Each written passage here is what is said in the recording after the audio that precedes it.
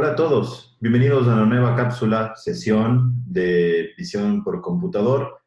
Hoy trataremos acerca de procesamiento de imágenes en el dominio espacial.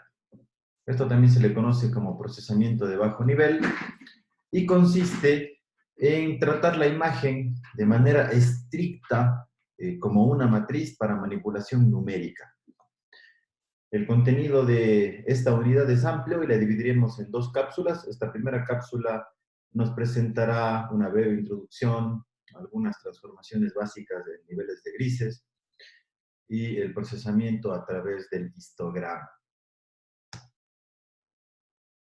El objetivo del mejoramiento de imágenes es procesar una imagen original y como consecuencia obtener una imagen mejorada, ¿no? Más adecuada, que denote o resalte características particulares que fuesen de interés.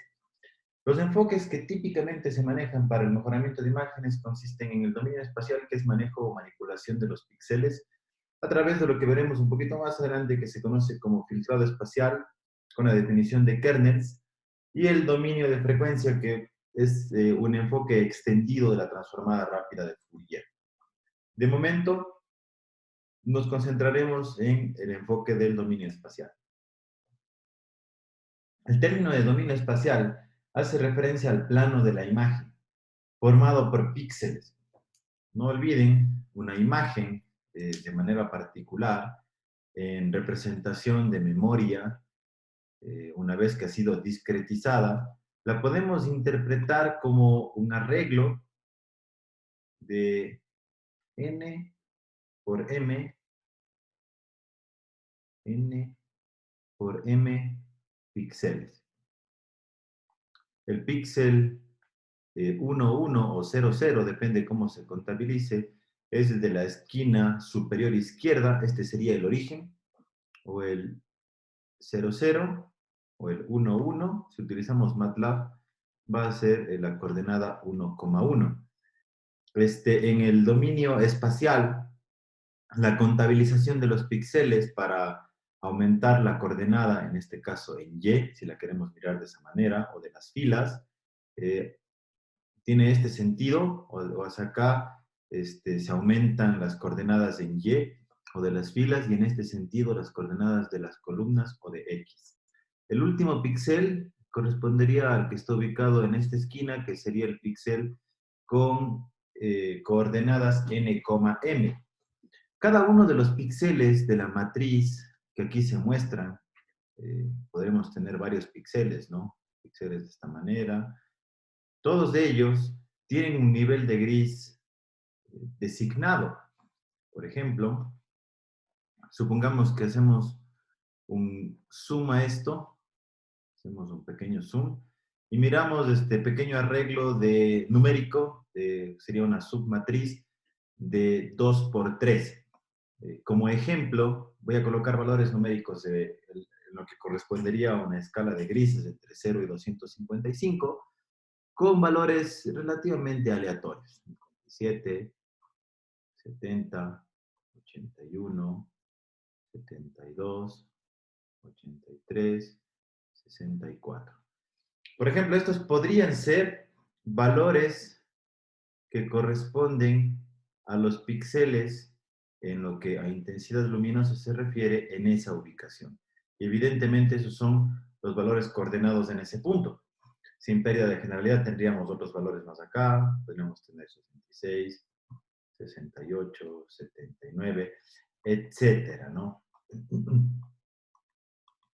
Este es el tratamiento, o esta es la interpretación que le damos a una matriz, a una imagen en formato matricial para manipulación numérica a través del procesamiento de la información en coordenadas espaciales o en coordenadas matriciales, procesando los píxeles que corresponden a una ubicación específica de filas y columnas, y sobre la que operamos de alguna manera a través de algo que se conoce como transformación.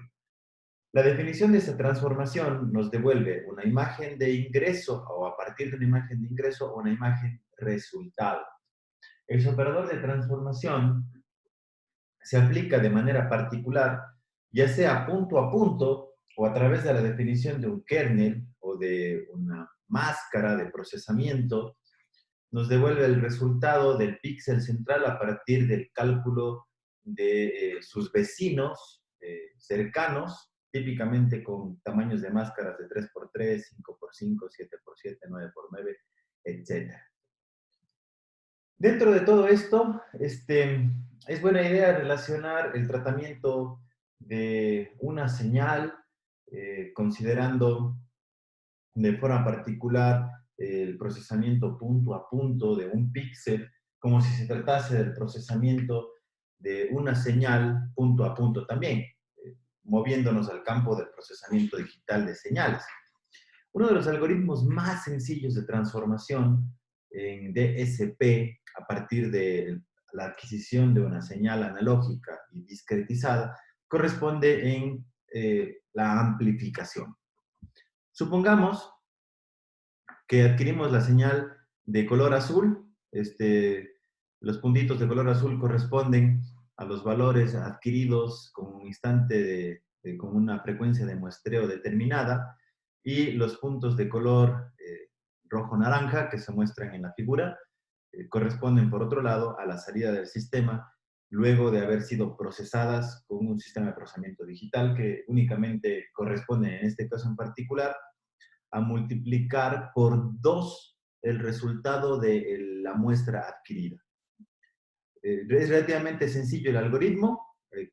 Lo que hacemos es discretizar la señal analógica respetando el criterio de muestreo de Nyquist, ¿no? Todas las reglas adecuadas de discretización de una señal, y luego multiplicamos por una constante, que sería la ganancia de este amplificador de ganancia variable.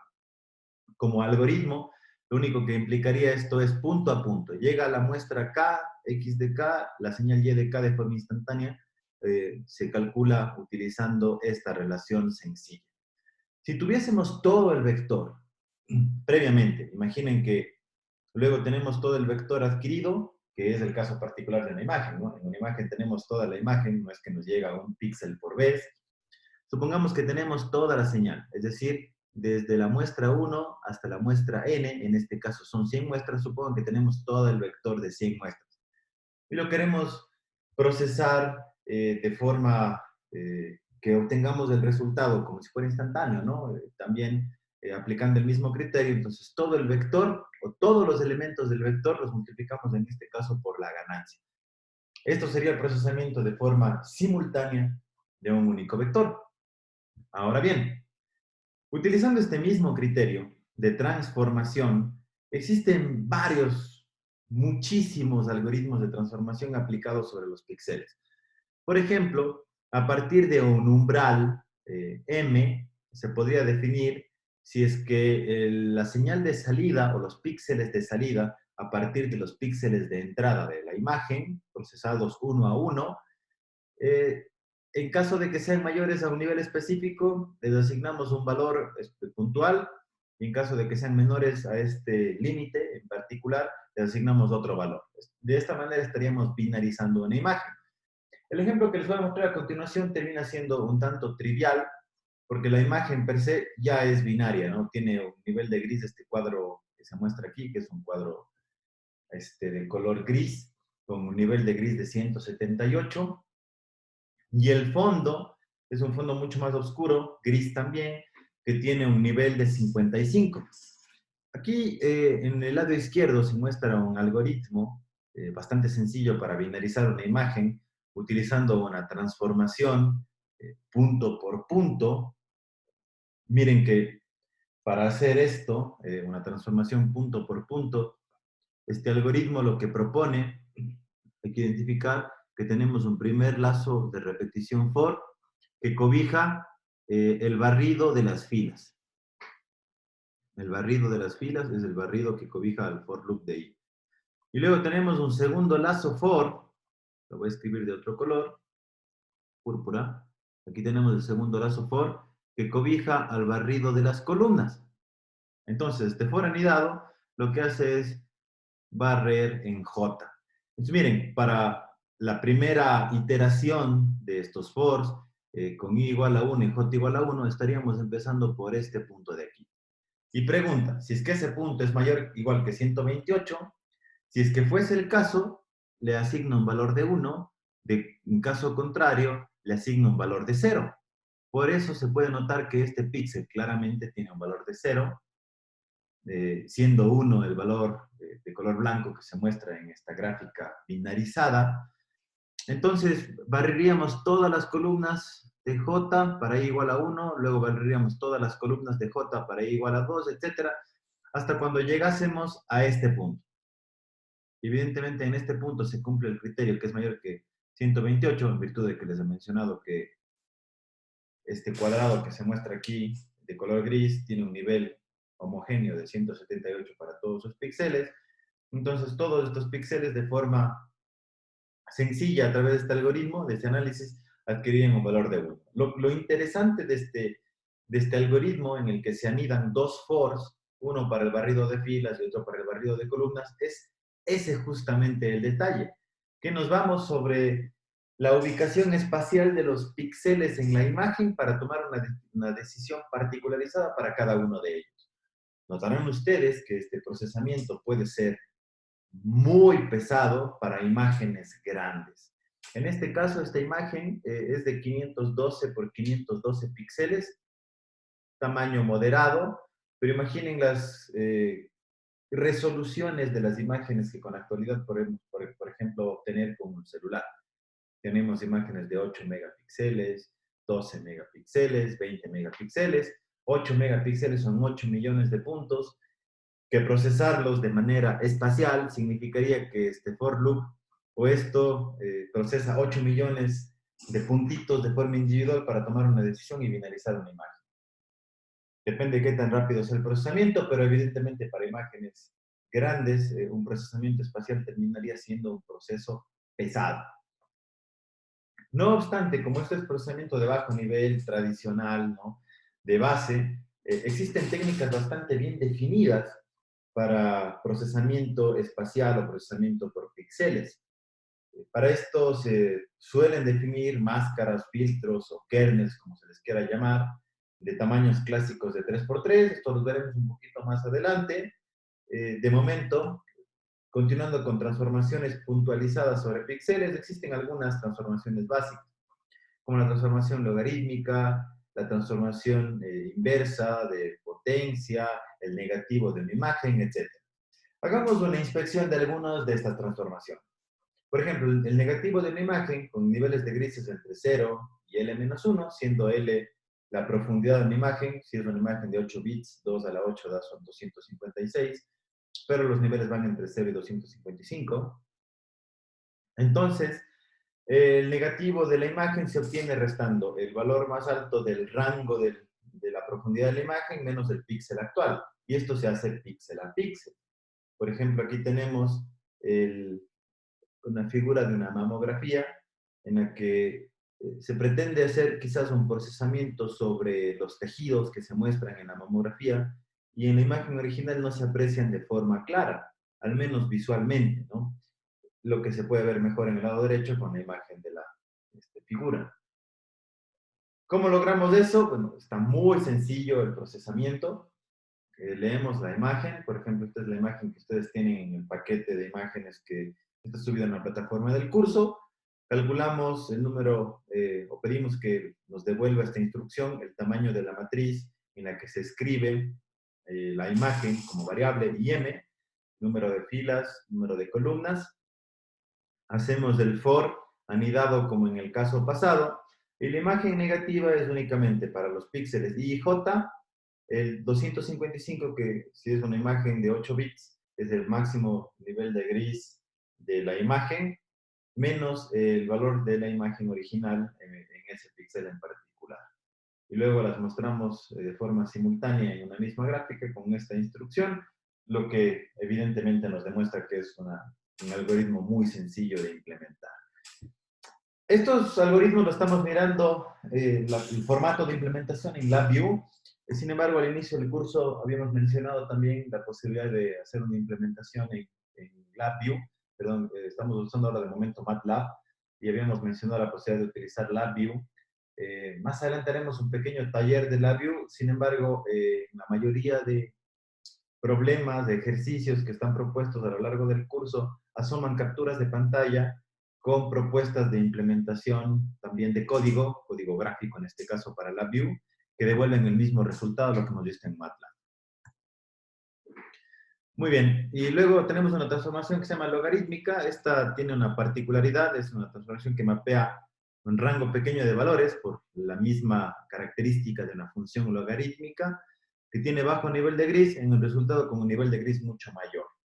Evidentemente esto es mucho más ventajoso que hacer un escalamiento lineal para manipulación de contraste de una imagen que es demasiado oscura, como se mostraría del lado izquierdo, por lo que es beneficiosa justamente para expandir píxeles oscuros y comprimir los más altos y quizás denotar información que no era tan visible de forma, o forma clara, ¿no?, en la imagen original.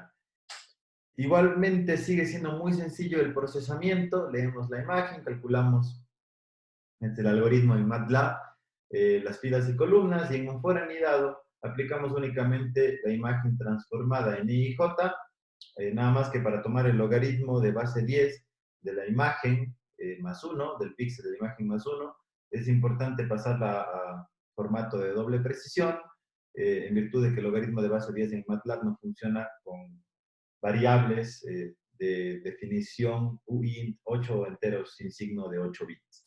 Esa es la única introducción adicional que se hace en este algoritmo, que quizás es desconocida, y por el resto básicamente esta es la implementación de esta ecuación. Muy sencillo y se nota el resultado. Lo mismo se puede hacer en LabVIEW, se ven los dos for loops anidados, y el procesamiento punto a punto con los píxeles, ¿no?, y el logaritmo para hallar el resultado en particular. Resulta siendo básicamente lo mismo. Hay otra ley que se llama ley de transformación de potencia, es bastante similar a la transformación logarítmica en función, también esta se le llama transformación gamma. En función del valor de gamma, tenemos diferentes curvas de compresión de los píxeles con bajo nivel de gris a altos niveles de gris. Tenemos que para bajos niveles de gris podríamos saturar rápidamente esta imagen, y para altos niveles de gris podríamos amplificar muy poquito, ¿no?, los píxeles oscuros, en virtud de que los píxeles, en cambio, muy claros, también se comprimirían a niveles de gris más bajos. Tenemos una amplia, aquí se puede ver en esta gráfica, una amplia selección de valores gamma para obtener diferentes resultados, ¿no? Normalmente, bueno, esto pasaba en los monitores antiguos, en los que había el barrido por rayos catódicos, en el que se miraba, eh, como se puede ver aquí, unas líneas, ¿no?, debidas al barrido temporal justamente en pantallas de televisión viejitas, por lo que era bastante común aplicar una transformación gamma que permita que se vea de mejor manera la imagen, sobre todo como resaltando el contraste, ¿no? Aquí tenemos un algoritmo de ejemplo. Fíjense, igual la compresión lo que denota es que esta porción del lado izquierdo, que está muy oscura, casi que se parece mucho esta parte de aquí con el fondo. Parecería que ni siquiera hay información útil en esta porción de la imagen. Pero aplicando una transformación gamma con gamma 0.35, recuerden, eso significaría que los niveles de grises muy oscuros rápidamente se vuelven niveles de grises altos, con valores cercanos acá a gamma 0.3, por ejemplo, en menores que 1, resaltando información que parecía oculta, generando una modificación muy interesante de contraste. Y otra vez, el algoritmo sería dos for loops anidados y bueno, pues, transformación a doble, representación diferente de enteros sin signo 8, y elevamos al valor de gamma cada píxel de forma individual. Estas transformaciones espaciales todavía sin kernel son muy simples, muy, muy simples. No hay mucho en qué perderse en lo que al desarrollo de un algoritmo se refiere. Aquí tenemos nada más los ejemplos, nada más un poquito más discutidos con diferentes valores de gamma. Se puede ver, este es el resultado que acabamos de obtener, y con otros valores de gamma, pues apenas se alcanzan a ver algunos resultados, porque vemos que es evidentemente una transformación bastante amplia. Luego, la manipulación del contraste, esta es una operación lineal. Se pretende como primero normalizar la imagen, restándole el valor mínimo de la imagen y dividiendo entre el rango de la imagen para que manera que unos píxeles semi-normalizados se escalen de forma lineal con una ganancia X. Esto es más de lo mismo lo que hemos hecho antes, con la ley gamma también. Por ejemplo, este es el resultado potencial que podría tener de una imagen con bajo contraste, ¿no? O bastante bien ecualizada, se nota en este caso en la imagen del lado derecho, nada más que aquí se utiliza una codificación en LabVIEW. Ok, esto con lo que se refiere a las transformaciones básicas por píxeles. Recapitulando, vimos la transformación de una imagen al negativo, la transformación logarítmica, la transformación gamma, la variación del contraste, que son transformaciones píxel a píxel con algoritmos sencillos de implementar, barriendo las direcciones de la imagen, que en este caso serían la matriz, para tomar una decisión o una operación particular de forma puntual sobre esos resultados, sobre ese píxel en particular, para obtener un píxel de salida. Ahora, existen formas de hacer procesamiento a través del análisis del histograma de una matriz. Resulta que una matriz, al ser o una imagen, hacer una matriz, tiene la posibilidad de contabilizar el número de ocurrencias o la frecuencia relativa de los niveles de grises. Hagamos rápidamente un ejemplo para exteriorizar o exponer de mejor manera el criterio que acabo de mencionar. Supongamos esta imagen representada ya en formato matricial. A ver, vamos a ver si me salen un poquito mejor las líneas. No, mejor utilizo esto de aquí. Ok, supongamos una imagen. Vamos a colocar algunos números para rápidamente hacer una contabilización del histograma de una imagen. Y a partir de esto, casi que repasar las definiciones del valor promedio y la desviación estándar, y para qué son útiles estos valores al momento que interpretamos una imagen. Supongamos que tenemos una imagen relativamente pequeña, bueno, de hecho es muy pequeña. Únicamente tenemos 2, 4, 5, 2, 4, 5. Sería una imagen de 5 por 5. Perfecto. Y los niveles de gris los voy a escribir de forma aleatoria, ¿no? Serían 20, 21, 20, 30, 21, 18, 32, 25, 21, 25, 28, 29, 50, 48, 17, 10, 12, 13, 15, 21, 23, 24, 25, 26 y 27. Muy bien. Así como se muestra la imagen, está un poco largo hacer la contabilización, pero lo vamos a hacer de cualquier forma. Lo que procede es que tenemos que contar los valores que se reportan de los números de píxeles en particular. Bien, vamos a contabilizar, por ejemplo, vamos a poner los píxeles y el número de veces que aparecen, ¿no? Que sería esta la frecuencia. Ok, entonces tenemos los píxeles con nivel de 10. Resulta que este aparece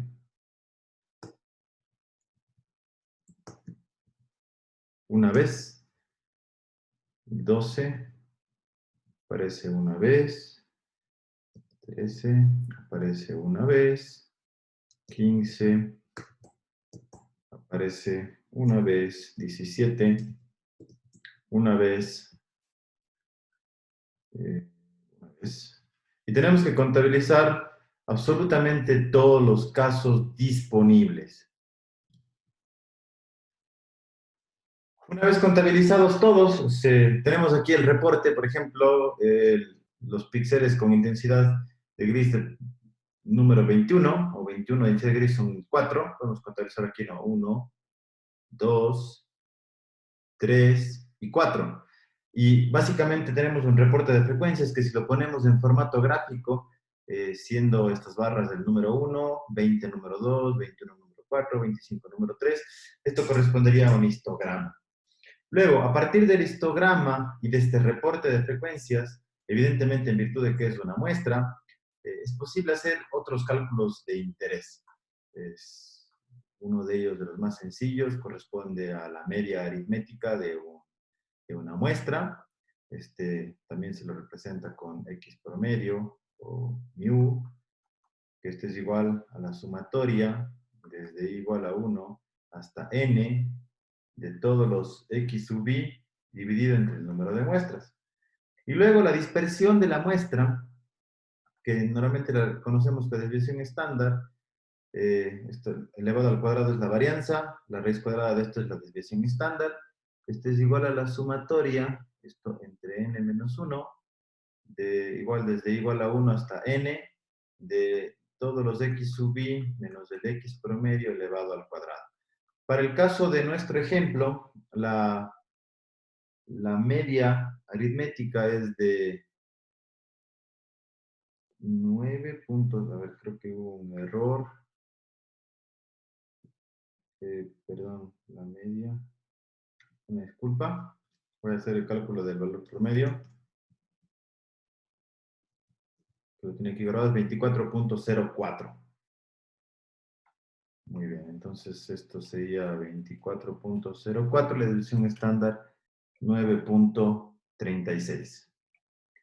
Con estos valores es posible generar diversas aplicaciones. La verdad, tener una contabilización de los píxeles nos devuelve información valiosa para postprocesamiento, como veremos en algunos ejemplos a continuación. Muy bien, nos vamos a pasar rápidamente las definiciones de la media y la desviación estándar. La media nos devuelve la tendencia central de los valores de la muestra y la desviación estándar, aquí está la fórmula que habíamos presentado hace un poquito. En cambio, nos devuelve una medición de la dispersión de las muestras, en este caso de los píxeles, sobre la imagen. ¿Qué logramos a través del histograma? Bueno, cuando trabajamos con señales, el trabajo con señales nos devuelve información interesante. Si la dispersión es alta, podríamos considerar que esta dispersión se puede representar como ruido, que es típicamente lo que nos interesa filtrar, y hacer un filtro de promedio estadístico, lo que se conoce como un filtro de promedio móvil. Por ejemplo, tomamos la media de la muestra, pongo una ventana específica que es ese de nuestro kernel, lo haremos un poquito más en detalle más adelante, por lo que estos criterios son muy importantes. Luego, todos estos detalles de probabilidad, cuando destacamos en el histograma, se representan de manera gráfica, como hemos visto, que es un reporte visual. Adicionalmente, si dividimos la contabilización de los píxeles en cada nivel de gris entre el número total de píxeles de la imagen o de la matriz, el número de elementos de la matriz, para propósitos del ejemplo que nosotros perseguimos hace rato, recuerden ustedes, esto fue, voy a invocar la imagen, aquí está, teníamos 25, ¿no? De 5 por 5, por lo que si dividimos estos valores entre 25, tendríamos un valor de probabilidad de ocurrencia de estos píxeles en la imagen. A eso se refiere con la distribución de probabilidad, que también es posible estimarla a partir del histograma. Este es un histograma de una imagen. Ya cuando se contabiliza un número importante de píxeles, tenemos estas representaciones. Este es un histograma de una imagen monocromática con niveles de gris, el más bajo entre 0 y el más alto entre 2,55. Y se nota cómo los píxeles se contabilizan en ese rango. Si trabajásemos con una imagen a color, más adelante trabajaremos con algunas imágenes a color, pero de momento una imagen a color corresponde a una imagen con 3 planos de color generados a partir de la adquisición. Un plano o una matriz que representa la escala de colores de rojo, otro plano o matriz que representa la escala de colores de verde, y uno más para el color azul. De hecho, aquí se muestra el histograma de una imagen a color con diferente distribución de los píxeles en ocurrencia para red, green y blue, que son las imágenes RGB. De momento estamos trabajando con imágenes monocromáticas. Aquí se puede ver un ejemplo de una imagen y su histograma y en consecuencia el potencial, la instrucción para desplegar el histograma de una imagen utilizando MATLAB. El comando es imhist y entre paréntesis el argumento es la imagen directamente y esto nos devuelve el reporte visual. A través del procesamiento del histograma existe algo bien interesante que se llama ecualización del histograma. Lo que se pretende hacer es que los píxeles en el histograma, una vez que tenemos una colección, miremos un momento este histograma de aquí, como distribución de probabilidad, básicamente no podríamos, o está bastante complicado, ¿no? Desde esta perspectiva, eh, el histograma aproximarlo a alguna distribución de probabilidad específica. Por más de que esto dividamos entre el número de píxeles de toda la imagen, eh, no hay una función de distribución de probabilidad que se ajuste aquí, como por ejemplo decir una gaussiana. Como se ve, este histograma está irregular. Entonces, considerando eso, eh, decimos que esta imagen tiene un histograma específico y bueno, pues esta en particular se ve bastante bien, pero existen imágenes con colecciones de histogramas diferentes. Por ejemplo, las imágenes oscuras lo que hacen es agrupar el histograma al lado izquierdo y normalmente imágenes con bajo contraste agrupan los píxeles en una zona confinada, de manera que no existe una diferenciación del fondo con el resto de la imagen. Una imagen, en cambio, muy brillante, agrupa el histograma al lado derecho, es decir, donde evidentemente está la colección de píxeles con mayor brillo. Las imágenes con bajo contraste tienen un histograma estrecho y típicamente en el centro, mientras que las imágenes con alto contraste lo que hacen es dispersar o pretenden dispersar el histograma de forma uniforme o que se parezca a una distribución uniforme en todo el rango. Como por ejemplo, fíjense esta imagen de aquí, que es una imagen de alto contraste. Cuando ecualizamos el histograma, típicamente ya ni siquiera hace falta manipular el contraste de una imagen, porque miren cómo se distribuyen todos los píxeles, se diferencia muy bien. Y esto tiende a parecerse a una imagen con distribución uniforme. Evidentemente no es uniforme la distribución, pero a diferencia de lo que pasa con imágenes de alto contraste o bajo contraste, demasiado brillantes o oscuras, en comparación con una imagen con alto contraste, ¿no? Que está con un histograma ecualizado, es que esta pretende que los píxeles tengan una ocurrencia semejante o similar, que se parezcan a una distribución de probabilidad uniforme. Y eso es lo que vamos a pretender utilizando la ecualización del histograma como algoritmo. Vamos a revisar muy brevemente el concepto y dedicarnos a lo utilitario. Lo utilitario evidentemente es directamente enfocarnos en el algoritmo de implementación, una vez que entendemos qué es lo que se pretende hacer. A partir del histograma también es posible calcular la media y la desviación estándar. Esto genera una ventaja en el procesamiento en tiempo real, sobre todo, porque el histograma al final del día es nada más que contabilización de los píxeles, ¿no? Tomamos un nivel de gris, lo contabilizamos y generamos una tabla de frecuencias. Y eso normalmente es mucho más rápido que utilizar las fórmulas tradicionales de la media y la desviación estándar que involucran, en el caso de la media y la desviación estándar, divisiones o contabilización de los píxeles que puede resultar en procesamientos más tardados, ¿no? Contabilizar la media y la desviación estándar a partir de que el conocimiento del histograma es un poco más rápido, o bastante más rápido. Entonces se hace de manera frecuente en procesamiento digital de señales. Es lo que les menciono aquí. Y cuando en lugar de histograma dividimos esto entre el número de píxeles de la imagen, lo que obtenemos es una función de distribución de probabilidad y a partir de una función de distribución de probabilidad es posible que el histograma sea aproximado a distribuciones clásicas. En el caso particular del procesamiento que perseguimos, que es la ecualización del histograma, pretendemos que esta distribución de probabilidad de un histograma se parezca más bien a una distribución uniforme. Entonces, bueno, aquí está también un diagrama de bloques, un diagrama de bloques de cómo desplegar el histograma en LabVIEW. Más adelante también volveremos sobre este detalle. De momento vamos a seguir con los conceptos. Eh, Resulta muy interesante, adicionalmente al manejo de histogramas, también generar un manejo de líneas de perfil. ¿A qué nos referimos con líneas de perfil? Bueno, de manera particular, para cualquier imagen, una línea de perfil devuelve el nivel de gris sobre la línea o sobre el segmento que estamos, en este caso particular, procesando. Esto normalmente se conoce como región de interés. En este caso sería una línea de interés. En MATLAB es muy sencillo generar líneas de perfil a partir de imágenes. Vamos a hacer una breve demostración, tomando cualquier imagen como ejemplo. Permítanme borrar por ejemplo, tomemos, vamos a ver qué imagen está disponible.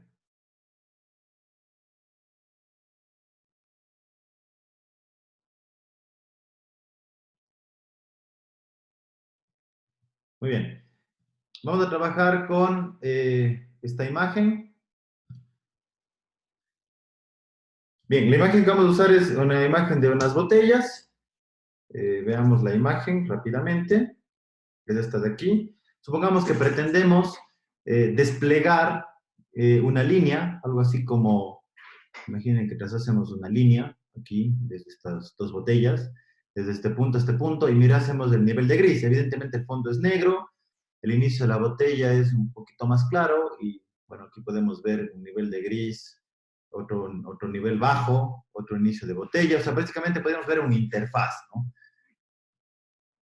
Las coordenadas de este punto son como 204,69 hasta 204,330. Considerando eso, hallemos una línea, por ejemplo, 204,59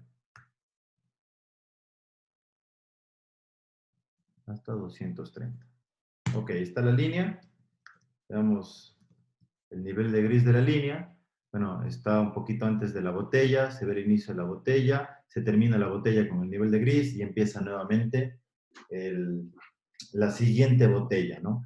Podríamos tomar un valor un poquito más hacia allá, ¿no? Perdón, creo que era 390. Esto básicamente sería lo que estamos aquí haciendo en esta instrucción, es tomando de la imagen el nivel de la columna 204 y los píxeles 59 a 390. Eso lo guardamos en línea y mandamos a dibujar los niveles de gris de esa línea en particular, que se podría ver interfaz, botella, interfaz, botella, interfaz, botella. Con esto podríamos contabilizar cuántas botellas están en la imagen. Muy sencillo para hacer un conteo de objetos y ya podría ser parte de un procesamiento.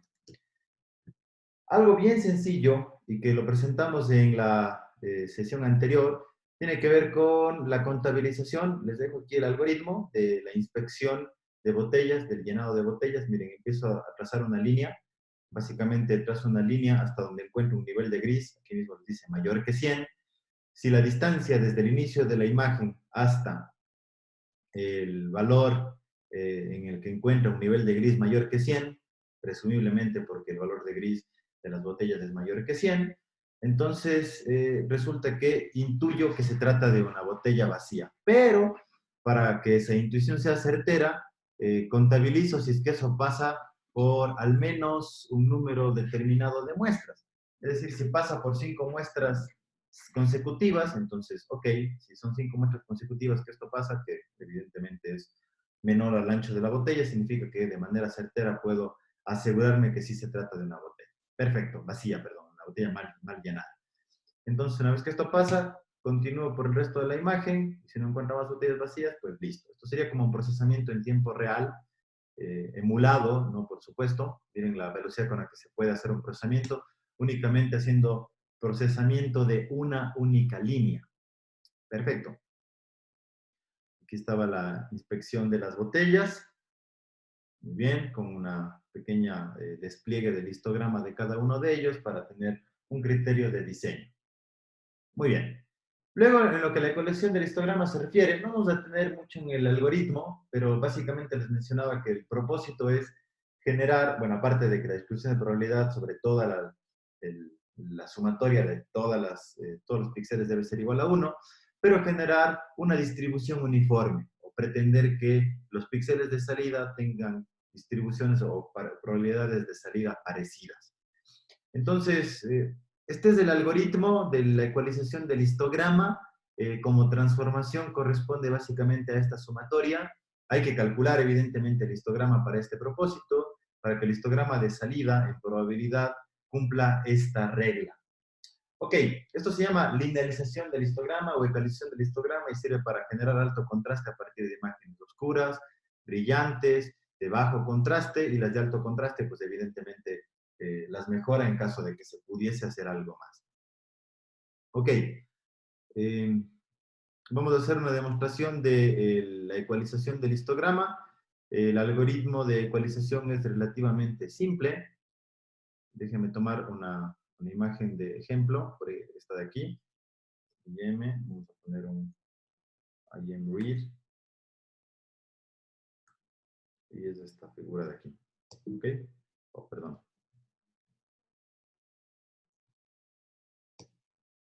Listo. .jpg, ¿no? JPG. Ok, permítanme, voy a limpiar todo, borrar para empezar todo muy bien. Para que quede como un algoritmo y que vamos a mostrar esta imagen. Muy bien, ya quedó. Ahí está la imagen original. Y una imagen transformada va a ser la instrucción es histec, la imagen original. Y esto lo que hace es generar una ecualización del histograma de la imagen original, evidentemente mejorando ampliamente el contraste. Aquí se puede ver la comparación de la imagen original versus una imagen con histograma ecualizado. Si miramos el histograma de la imagen original versus el histograma de la imagen ecualizada, notaremos lo que hemos mencionado. Vamos a despegar el subplot 1,2,1 para hacer un IMHIST de la imagen original y un subplot 1,2,2 en el lado derecho y IMHIST de la imagen transformada. Ok, aquí está. Imagen oscura, lo que intuíamos hace rato. Imagen oscura con histograma estrecho y centrado a la izquierda. Imagen ecualizada, con histograma ecualizada, los píxeles repartidos a lo largo de todo el histograma, evidentemente con una distribución de probabilidad cuasi uniforme o que pretende ser uniforme. Muy bien, esto ha sido la cápsula del día de hoy con relación a al procesamiento de imágenes utilizando transformación espacial se refiere. Vamos a proponer un pequeño ejercicio que viene propuesto en el curso, que tiene que ver con el procesamiento de una imagen, utilizando la técnica de procesamiento espacial y utilizar métricas del histograma para hacer mejoramiento. Buena suerte con la actividad, espero que hayan disfrutado esta cápsula. Un saludo.